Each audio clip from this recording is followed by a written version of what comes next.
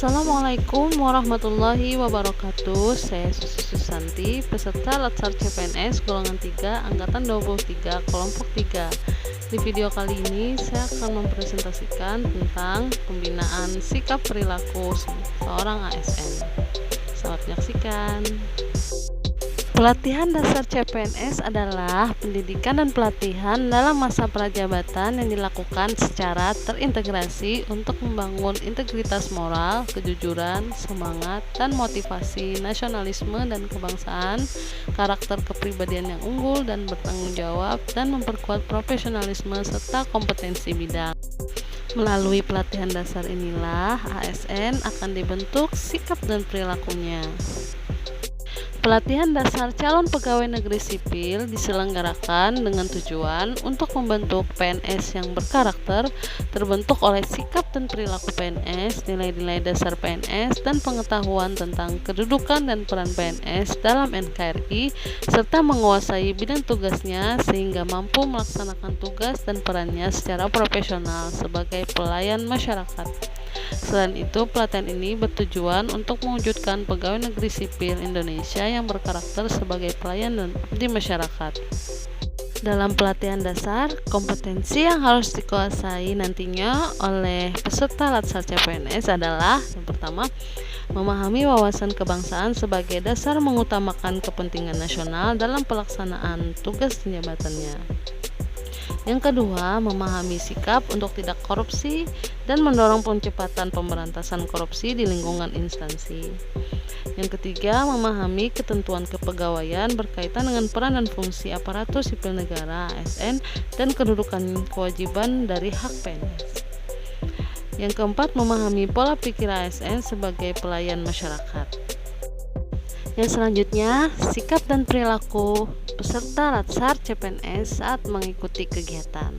Yang pertama, kerapian, mengenakan pakaian yang telah ditetapkan penyelenggara sesuai dengan ketentuan yang ada, yaitu kemeja putih dengan lengan panjang, celana atau rok panjang warna hitam lengkap dengan dasi dan lambang Polri dan papan nama. Bagi yang berjilbab, menggunakan jilbab warna hitam polos bahan kain. Selanjutnya, ketertiban. Yang pertama, membentuk organisasi peserta, yaitu terdiri dari ketua, wakil ketua, sekretaris, dan bendahara.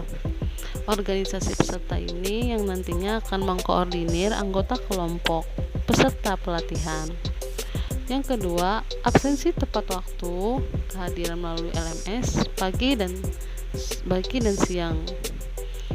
Yang ketiga, menyalakan kamera dengan posisi audio mute.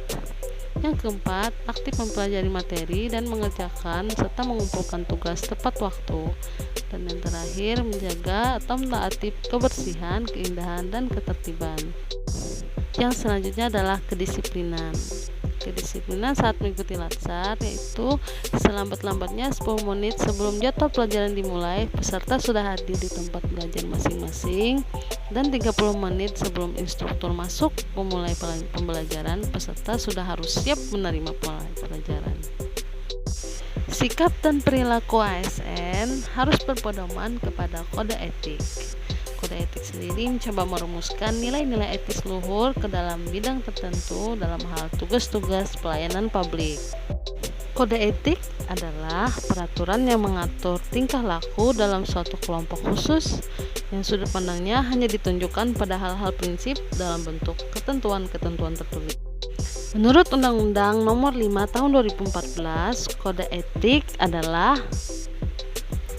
serangkaian norma-norma yang memuat hak dan kewajiban yang bersumber pada nilai-nilai etik yang dijadikan pedoman berpikir, bersikap, dan bertindak dalam kehidupan sehari-hari yang menuntut tanggung jawab suatu profesi.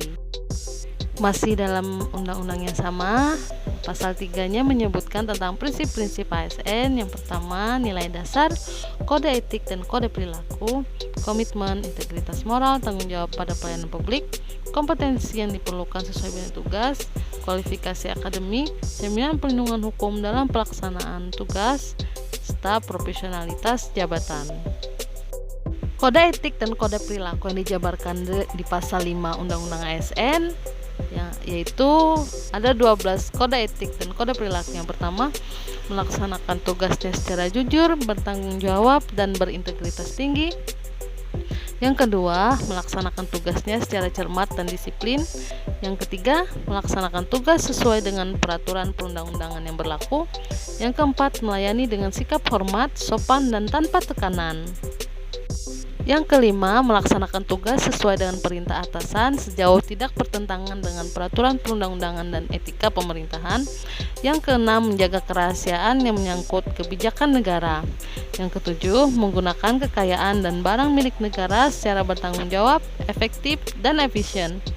Yang kedelapan, menjaga agar tidak terjadi konflik kepentingan dalam melaksanakan tugasnya. Kesembilan, memberikan informasi secara benar dan tidak menyesatkan kepada pihak lain yang memerlukan informasi terkait kepentingan kedinasan. Kesepuluh, tidak menyalahgunakan informasi internegara, tugas, status, kekuasaan, dan jabatan untuk mendapat atau mencari keuntungan atau manfaat bagi diri sendiri atau untuk orang lain. Ke-11, menjaga teguh nilai dasar ASN dan selalu menjaga reputasi dan integritas ASN. Yang terakhir, melaksanakan ketentuan peraturan perundang-undangan mengenai disiplin pegawai ASN. Demikian presentasi saya tentang pembinaan sikap dan perilaku. Salah hilap mohon dimaafkan. Wabillahi taufiq wal hidayah. Wassalamualaikum warahmatullahi wabarakatuh.